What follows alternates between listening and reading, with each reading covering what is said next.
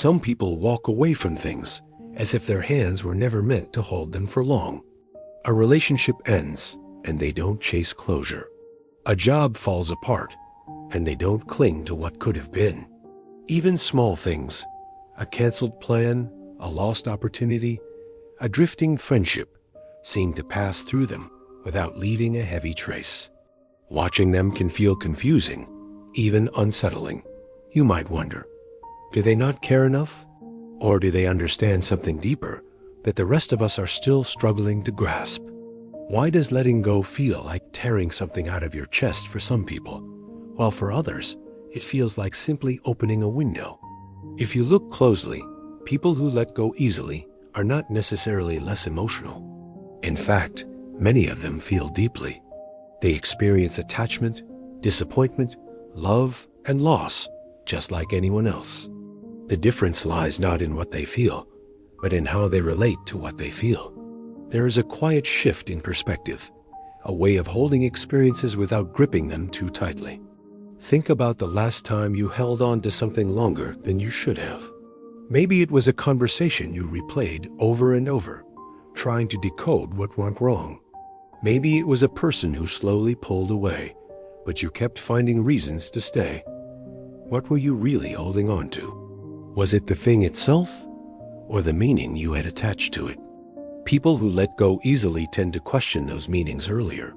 They notice when they start building stories around event stories, like this had to work, or this person was meant for me, or if I lose this, I lose a part of myself.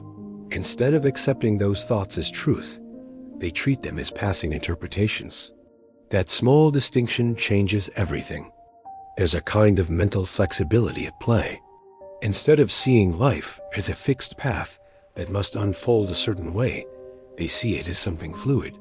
When something ends, they don't automatically interpret it as failure or loss of identity. It's just a shift, just a turn, just something that happened. But how do you get there? And what does it really look like in everyday life? Imagine someone who applied for a job they really wanted. They prepared, they hoped, they even pictured themselves in that role. Then the rejection email arrives.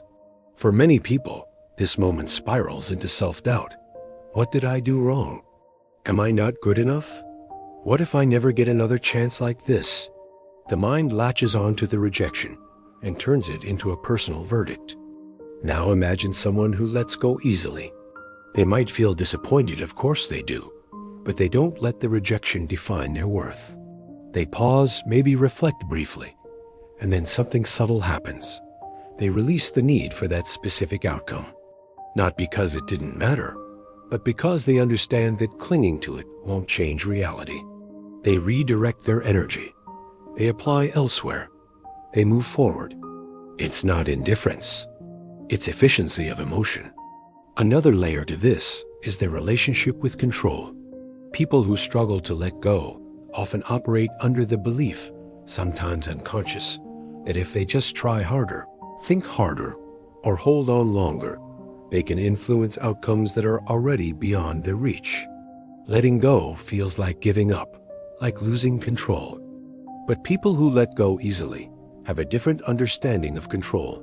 They recognize its limits. They know they can influence their actions, their effort, their responses, but not other people's decisions, not timing, not every outcome. So when something slips out of their control, they don't waste energy resisting that fact. Ask yourself honestly, how much of what you hold on to is actually within your control? This doesn't mean they are passive. In fact, many of them are highly proactive. The difference is that they invest deeply while something is alive, and they release it when it's over. They don't hover in that painful in-between state where something is technically gone, but emotionally still being clutched. There's also a strong sense of self underneath this ability.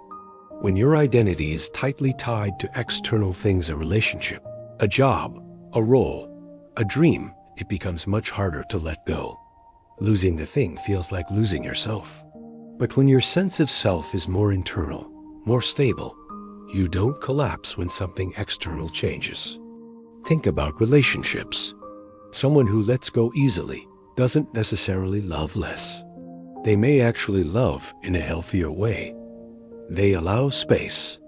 They don't try to force permanence where it doesn't exist. If someone chooses to leave, they may feel hurt, but they don't chase endlessly or beg for validation. Not because they're cold, but because they respect both themselves and the reality of the situation. Have you ever stayed in something longer than you should have, just because you couldn't accept that it was over? That moment when you know something isn't working, but you keep holding on, is where the psychology of attachment reveals itself most clearly. Often, what keeps us stuck is not the present reality, but the past investment. The time, the effort, the memories. We think, I've already given so much. I can't just walk away. People who let go easily don't ignore their past investment, but they don't let it trap them either. They understand that time spent is already gone, whether they stay or leave. The only real question is, what makes sense now? There's a kind of emotional honesty in that. Another important piece is their tolerance for discomfort. Letting go doesn't feel good in the moment. It can feel empty, uncertain, even frightening. People who struggle to let go often try to avoid those feelings at all costs, so they cling to what's familiar, even if it's no longer right. But people who let go easily are more willing to sit with that discomfort. They don't rush to fill the space immediately. They trust that the discomfort is temporary, that something new will eventually take its place. That trust makes it easier to release what no longer fits. Consider a simple, everyday example. A friendship that has quietly faded. Messages become less frequent. Plans stop happening. There's no dramatic ending, just a slow drift. Many people respond by trying to revive what used to be. They send more messages, overthink every interaction, wonder what changed. Someone who lets go easily notices the shift and accepts it. They might reach out once or twice, but if the energy isn't reciprocated, they step back. They don't force connection where it's no longer mutual. They allow the friendship to become what it has naturally become. There's a certain respect for reality in that approach. And yet, it raises an uncomfortable question. Are we sometimes holding on to things not because they are right for us, but because we are afraid of the space they leave behind? People who let go easily tend to have a healthier relationship with that space. They don't see emptiness as something to fear. They see it as something neutral, even necessary. It's where new things can enter. It's where clarity can form. This connects to another subtle trait. They don't rush to assign permanent meaning to temporary situations. When something ends, they don't immediately label it as a mistake, a failure, or a loss that defines their story. They leave room for reinterpretation. Maybe that job rejection led to something better. Maybe that relationship taught them something they needed to learn. Maybe that ending was not the end of something good, but the end of something that had already run its course. Have you ever looked back at something you once fought so hard to keep and felt relieved that it didn't work out? That shift in hindsight is something people who let go easily seem to anticipate earlier. Not perfectly, but enough to loosen their grip. There's also less ego involved. Holding on is often tied to pride. We want to prove something to ourselves, to others. We want to show that we were right, that we didn't waste our time, that we can make something work. Letting go can feel like admitting defeat. But people who let go easily don't see it that way. They don't need every story to validate them. They don't need every effort to succeed. They're more focused on alignment than on being right. Think about how much energy goes into trying to fix things that aren't meant to be fixed. How many conversations, how many sleepless nights, how much overthinking. Now imagine redirecting that energy towards something that actually moves forward. That's what letting go creates, space for movement. It doesn't mean they never struggle. It doesn't mean they never look back. But they don't stay stuck in that place for long. They process, they feel, and then they release. And maybe the most important question is this: what would your life look like if you trusted yourself enough to let go sooner?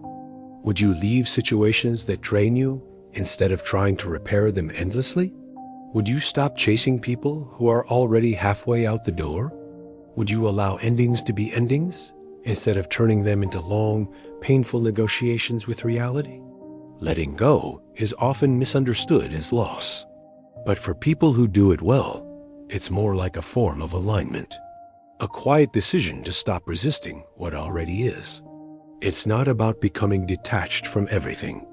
It's about becoming less attached to outcomes that no longer serve you. And maybe that's the real shift. Not learning how to feel less, but learning how to hold things more lightly. If you found this video meaningful, don't forget to like it and share it with someone who might need to hear this message today.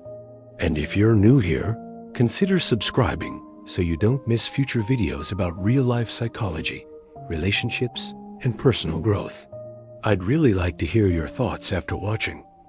What part of the video resonated with you the most?